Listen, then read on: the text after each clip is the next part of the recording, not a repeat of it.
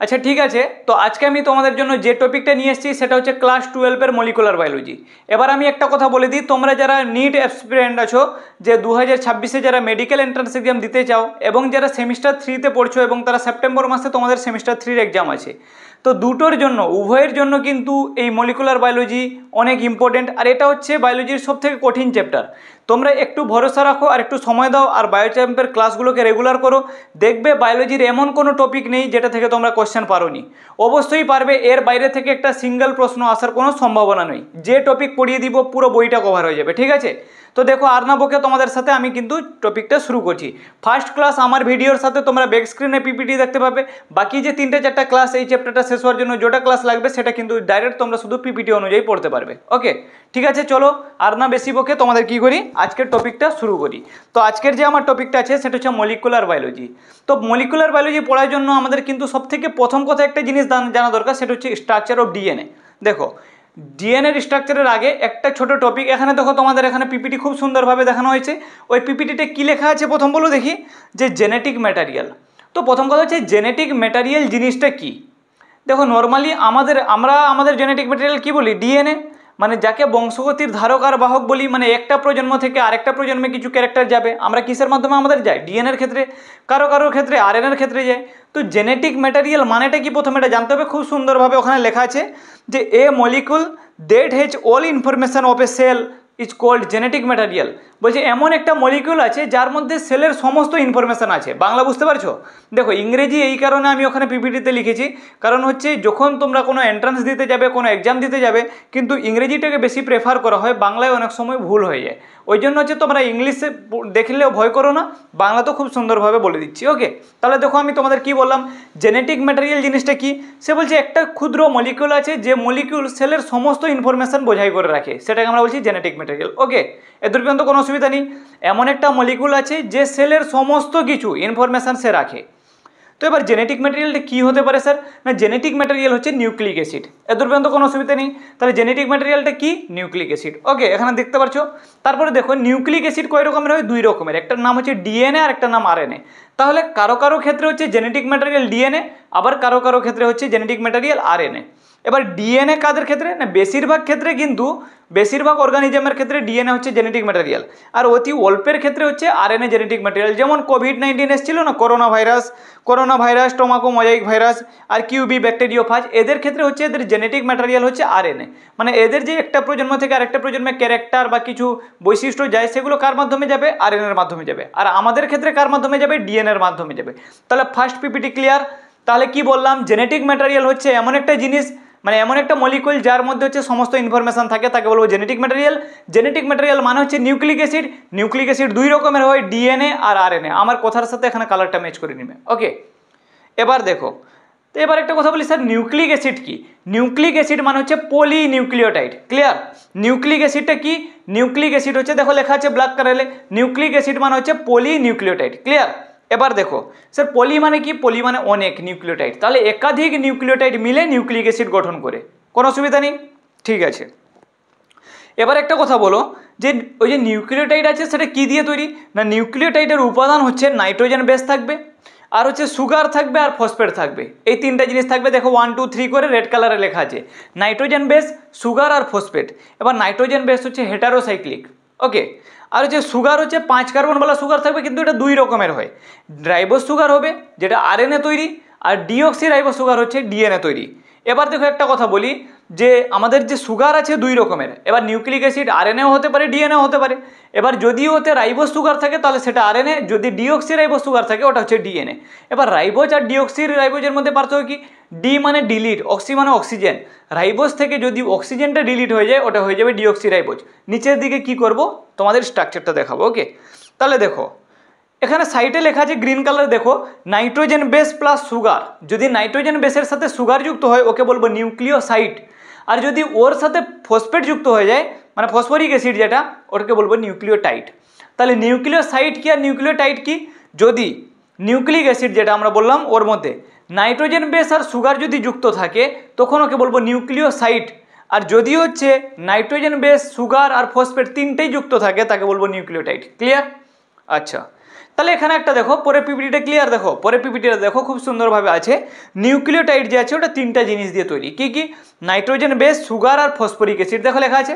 এবার দেখো নাইট্রোজেন বেসও দুই রকমের, পিউরিন আর পিরিমিডিন। পিউরিন যেটা আছে 9 মেম্বার রিং আছে, আর যেটা পিরিমিডিন আছে 6 মেম্বার রিং। দেখো এখানে একটা বেঞ্জিন বলে হচ্ছে, পিরিমিডিনের ক্ষেত্রে বেঞ্জিন বলে 6টা কার্বন থাকছে তো। আচ্ছা এখানে দেখো এর ক্ষেত্রে হচ্ছে 6 আর 3 9টা। তাহলে যদি দুটো রিংয়ের মতো থাকে তাহলে সেটা হচ্ছে পিউরিন, আর যদি একটা সিঙ্গেল রিং থাকে ওর নাম হচ্ছে পিরিমিডিন। ক্লিয়ার? এবার ওখানে দেখো 1 3 7 9 এগুলোতে মার্ক করে দেওয়া আছে কার? পিউরিনের ক্ষেত্রে, আর পিরিমিডিনের ক্ষেত্রে একে মার্ক করা আছে। এবার একটা জিনিস তোমাদের বলে দিই, 9 নম্বর যেটা আছে পিউরিনের ক্ষেত্রে 9 নম্বরই বন্ড গঠন করবে, মানে ওই যে নাইট্রোজেন বেসের সাথে সুগার যুক্ত হয়, তাহলে ওই যে বন্ডটা করবে কে? 9 নম্বর। আর এর ক্ষেত্রে পিরিমিডিনের ক্ষেত্রে 1 নম্বরটাই বন্ড করবে। ওকে, এবার দেখো পিউরিন কোনগুলো, পিরিমিডিন কোনগুলো? এজি, এজি ওজি আছে, তো এজি হচ্ছে আমার যে পিউরিন, এডেনিন আর গুয়ানিন, আর কাট, এজি কাট, কাটটা হচ্ছে আমার পিরিমিডিন, মানে সাইটোসিন, ইউরাসিল আর থাইমিন। ক্লিয়ার? চলো এবার হচ্ছে স্যার সুগারটা কি? দেখো সুগার যে আছে ওটা হচ্ছে 5 কার্বনওয়ালা, একটা হচ্ছে ফিউরাজ রিং, মানে এতে হচ্ছে একটা পাইরক্সি অক্সিজেন থাকবে। এবার আমি একটা এখানে সুন্দরভাবে একটা জিনিস বলছি, দেখো তোমরা এখানে সুগারের স্ট্রাকচারে দেখতে পাচ্ছ রাইবোজ। তাহলে দেখো 1 নম্বর কার্বন পেন্সিল কালার দেওয়া আছে, 1 নম্বর 2 নম্বর 3 নম্বর 4 নম্বর 5 নম্বরে কি আছে? CH2OH। তো 2 নম্বরে দেখো HOH আছে, এই যে OH আছে এটাকে বুঝতে হবে এটা রাইবোজ সুগার। এবার দেখো ডিঅক্সিরাইবোজটা দেখো, ওই 2 নম্বরে দেখো অক্সিজেনটা বেরিয়ে গেছে দিয়ে ওটা H আর H হয়ে গেছে, এটা হচ্ছে ডিঅক্সিরাইবোজ সুগার। তাহলে অক্সিজেনওয়ালা একটা রিং আছে, 5 কার্বনওয়ালা রিং আছে, 2 নম্বরে যদি OH থাকে তাহলে ওটা হচ্ছে রাইবোজ সুগার, আর যদি হচ্ছে OH না থাকে HH থাকে তাহলে সেটা হচ্ছে ডিঅক্সিরাইবোজ সুগার। ক্লিয়ার? চলো এবার আমি দেখব যে নিউক্লিওটাইড কিভাবে গঠন হয়। তাহলে এখানে খুব সুন্দরভাবে দেখো নিউক্লিওটাইড তৈরি, এখানে সুন্দরভাবে লেখা আছে নিউক্লিওটাইড তৈরি।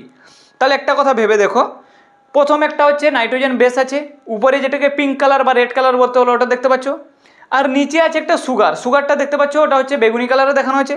তো সুগারের 1 নম্বর কার্বনের সাথে নাইট্রোজেনের বললাম না ওটা যদি পিরিমিডিন হয় 1 বন্ড করবে, তাহলে দেখো নাইট্রোজেনের 1-এর সাথে সুগারের 1 কার্বনের 1 নম্বর পরমাণুটা বন্ড করেছে। তাহলে এটাকে বলছি এই যে বন্ডটা আছে এর নাম হচ্ছে এন গ্লাইকোসাইডিক লিঙ্কেজ। এ দূর পর্যন্ত বুঝতে পারোনি? আরে নর্মালি একটা কথা দেখো, মানে যেটা আমাদের আছে নাইট্রোজেন বেস, ওটা 1 যেখানে লিখেছিলাম না ওটা থেকে কার্বনের সাথে যে বন্ড হয়েছে ওটা হচ্ছে এন গ্লাইকোসাইডিক বন্ড। ক্লিয়ার?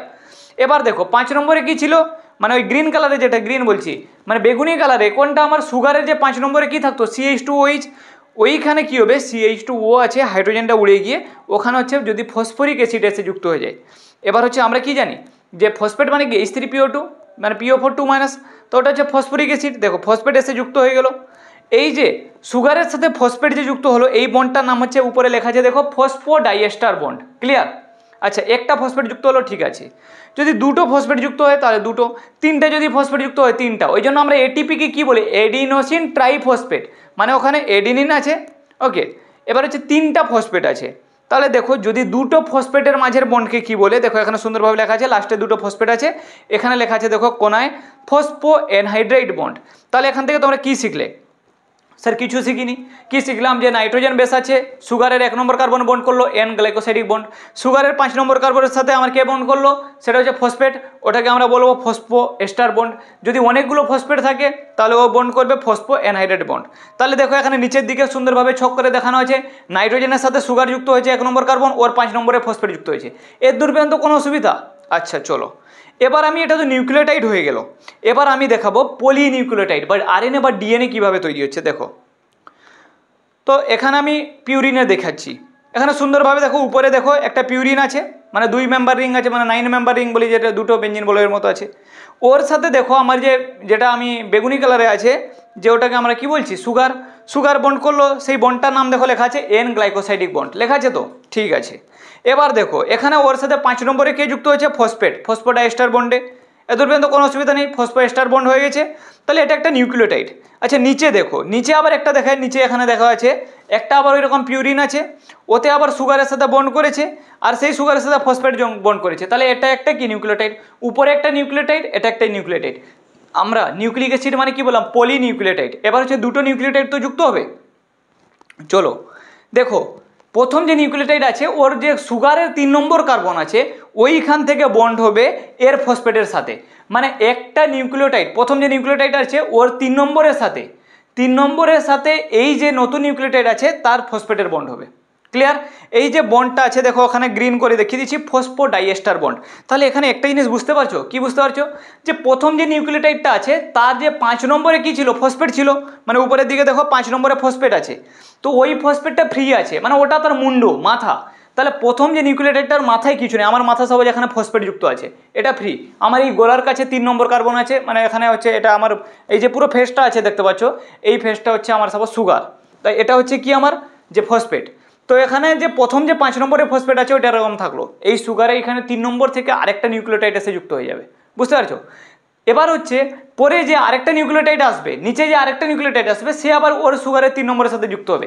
তাহলে দেখো প্রথম যে 5 নম্বরের ফাঁকা থেকে গেছে ফসফেট আছে, বাকিগুলো যে ফসফেটগুলো আছে সে 3 নম্বরে যুক্ত হতে আসছে, বুঝতে পারো নি? আরেকবার আর লাস্ট অ্যান্ড ফাইনাল বলে দিচ্ছি, এটা হচ্ছে ইম্পর্টেন্ট কনসেপ্ট।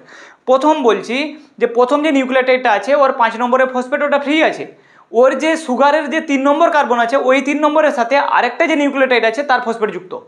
এবার এই যে নিউক্লিওটাইড আছে এর সুগারের 3 নম্বরের সাথে আরেকটা নিউক্লিওটাইডের ফসফেট যুক্ত।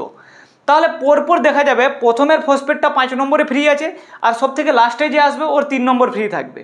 ওকে, কারণ ওর 3 নম্বরে আরেকটা কেউ নিউক্লিওটাইড যুক্ত হবে।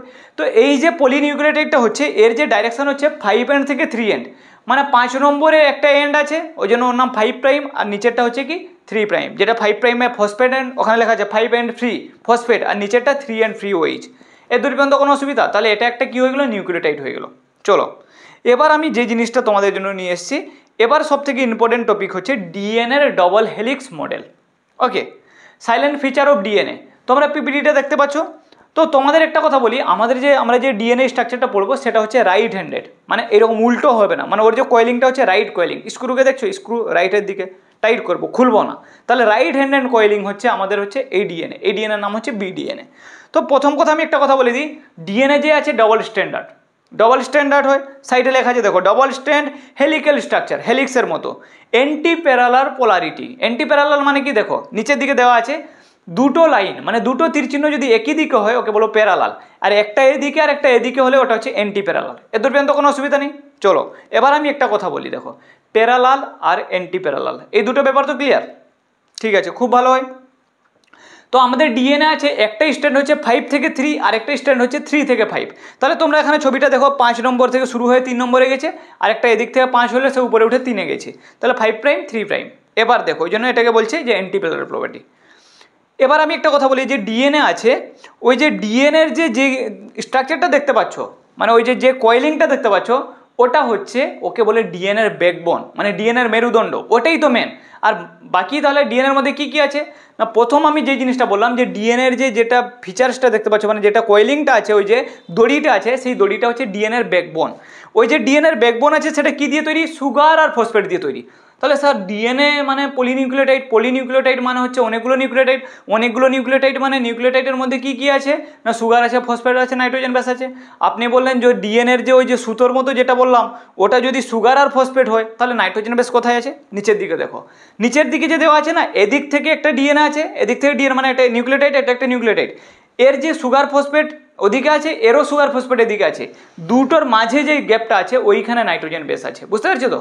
মানে ডিএনএ এরকম করে ঘুরলো, এর ডিএনএ এরকম, মানে বাইরের দিকে আমার যে এই হাতটা যদি এটা আমার নিউক্লিওটাইড হয়, তাহলে এই যে ডিএনএর ব্যাকবোন যদি এইটা হয় এই হাতটা, তাহলে এর যে এদিক থেকে এই যে এইদিকে মানে এর এই যে তোমাদের সামনের দিকে দেখতে পাচ্ছ এটা হচ্ছে কি ওই দিকে থাকবে nitrogen base. Clear? Nitrogen base কি থাকবে, ভিতরের দিকে থাকবে। ওকে, চলো এবার আমি একটা কথা বলি, এই যে ডিএনএর এইরকম করে একবার ঘুরলো না, এটাকে বলে পিচ অফ ডিএনএ। এই যে এইরকম করে ঘুরেছে, এখানে তোমরা দেখতে পাচ্ছ কোনটা পিচ অফ ডিএনএ, ওই যে এইরকম করে যেটার মধ্যে নাইট্রোজেন বেসকে দেখানো হয়েছে, এইরকম করে একবার মুভটা, সেটা হচ্ছে কি পিচ অফ ডিএনএ। ওই যে পিচ অফ ডিএনএ আছে ওর মধ্যে টোটাল কোটা বেস পেয়ার থাকবে, বেস পেয়ার মানে ওই যে নাইট্রোজেন আছে, এডিনিন, গুয়ানিন, সাইটোসিন, থাইমিন যেগুলো আছে না, ওই যে বেস পেয়ারগুলো আছে 10টা বেস পেয়ার থাকবে, বুঝতে পারছো? টোটাল একটা পিচের মধ্যে কোটা থাকবে 10টা বেস পেয়ার থাকবে, যার লেন্থটা হচ্ছে 34 অ্যাংস্ট্রম। তাহলে দুটো বেস পেয়ারের মাঝের গ্যাপ মানে এডিনিন ওর নিচে এটা একটা বেস পেয়ার, এটা একটা বেস পেয়ার, এই দুটোর মাঝের গ্যাপ কত, তাহলে কি হবে মানে যেটাকে আমরা 10 দিয়ে ভাগ করবো 3.4 অ্যামস্ট্রং। তাহলে আমি কি বলছি মন দিয়ে শোনো, আমি বললাম যে ডিএনএর যে টার্নিংটা আছে একটা এরকম বলছি, তো ওর মধ্যে আমার কি আছে না, এদিকে যদি এটার মধ্যে এডিনিন থাকে তার মধ্যে থাইমিন থাকবে, এর মধ্যে গুয়ানিন থাকলে তার মধ্যে সাইটোসিন থাকবে। এটা হচ্ছে 4 গ্রাফের রুল। নিচের দিকে দেখো যে বেস পেয়ার জিনিসটা কি নিচে দেখানো আছে, বেস পেয়ার এডিনিন থাকলে থাইমিন থাকবে আর গুয়ানিন থাকলে সাইটোসিন থাকবে। এডিনিন আর থাইমিন ডবল বন্ড করবে, গুয়ানিন আর সাইটোসিন ট্রিপল বন্ড করবে, আর এই বন্ডগুলো হচ্ছে হাইড্রোজেন বন্ড। তাহলে এদিকের যে নিউক্লিওটাইড এদিকে যে নিউক্লিওটাইড যে আছে ওর যে মাঝে যে বেস পেয়ারটা আছে ওই বেস পেয়ারটা কী বন্ড করে আছে, ওগুলো হচ্ছে হাইড্রোজেন বন্ডে কানেক্ট আছে, বুঝতে পারছো? আর দুটো বেস পেয়ারের মাঝের ডিস্টেন্সটা হচ্ছে কত 3.4 অ্যামস্ট্রং। 1 পিচ অফ ডিএনএতে কত থাকবে 10টা বেস পেয়ার থাকবে, যার লেন্থ হচ্ছে কি 34 অ্যামস্ট্রং।